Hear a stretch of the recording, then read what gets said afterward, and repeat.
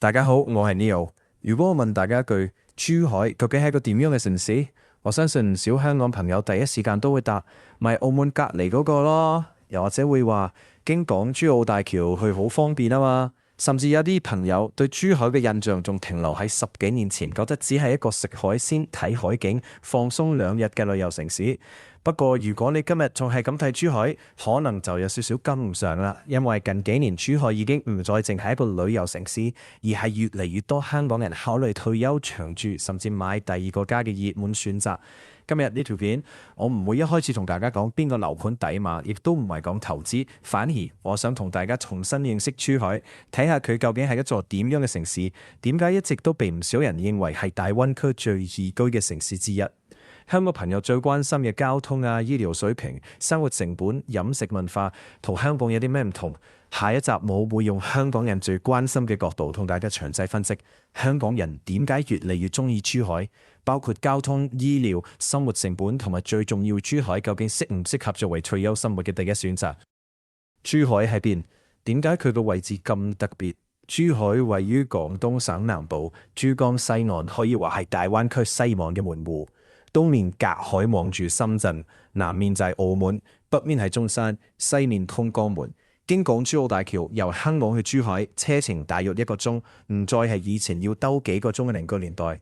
呢個地理位置好重要，因為珠海連接香港、澳門、中山3個方向，生活、旅遊、商業交流都有優勢。對香港朋友嚟講，珠海係一個既近香港又有內地生活便利嘅地方。珠海其實好年輕，但歷史並唔短。以前屬於香山縣，即係孫中山先生嘅故鄉。後來行政區劃調整，香山縣改名中山，珠海逐漸發展成一座獨立城市。1980年，珠海成為中國首批4個經濟特區之一，同深圳、汕頭、廈門齊名。不過同深圳走咗高速工業化、人口爆發嘅路線唔同，珠海一直比較重視城市環境同生活品質。發展速度雖然冇深圳咁快，但係換來另一種城市魅力：舒服、乾淨、有秩序。第一次去珠海，多數都會有一個共同感覺，就係覺得好舒服。呢種舒服唔係因為有幾多摩天大樓，而係成個城市嘅節奏。珠海有超過200公里海岸線，放眼望去，見到海、見到樹、見到公園多過高樓大廈。城市綠化覆蓋率高，道路規劃相對寬闊，空氣質素亦都長期位於全國前列。有人形容深圳係努力打拼，廣州係煙火氣十足，香港係節奏快、效率高，而珠海就似一個可以慢慢生活嘅地方。呢種慢唔係落後，而係一種生活方式。早上可以沿住情侶路散步，黃昏可以睇海，週末可以去海島、公園、咖啡店，唔需要趕時間。對退休人士嚟講，呢種生活節奏反而最吸引。講到珠海，大家一定會諗起珠海漁女，呢座雕像可以話係珠海嘅名片，象徵住佢同大海嘅連結。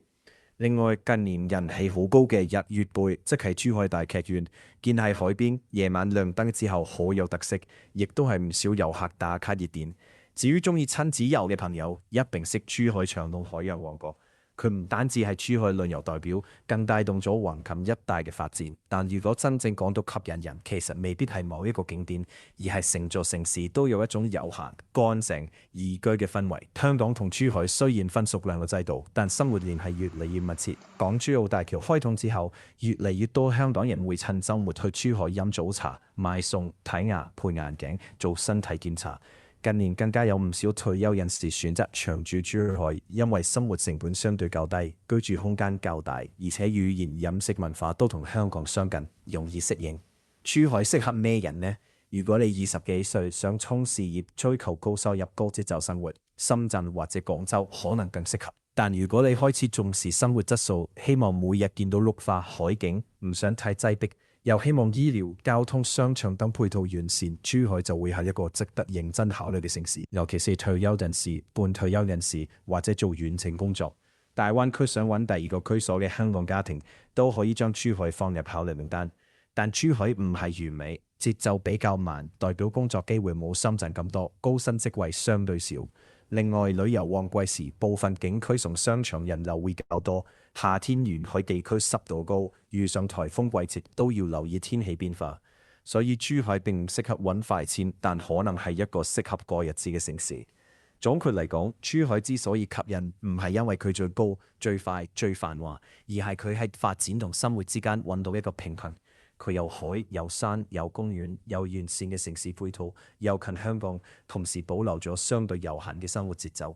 對越嚟越多香港人嚟講，珠海唔再只係個週末旅遊目的地，而係一個值得深入了解甚至重新規劃未來生活嘅地方。不過，珠海究竟適唔適合香港人長住？交通方便到咩程度？醫療、生活成本、飲食文化同香港有幾大分別？下一集我會用香港人最關心嘅角度同大家逐樣拆解，包括交通、醫療、生活成本同埋最重要嘅一個問題：珠海究竟適唔適合香港作為退休生活嘅第一選擇？如果你對珠海有任何問題，或者想我介紹珠海邊個區最適合香港人居住，歡迎喺留言區話俾我知。我係 Neo，我哋下一集再見。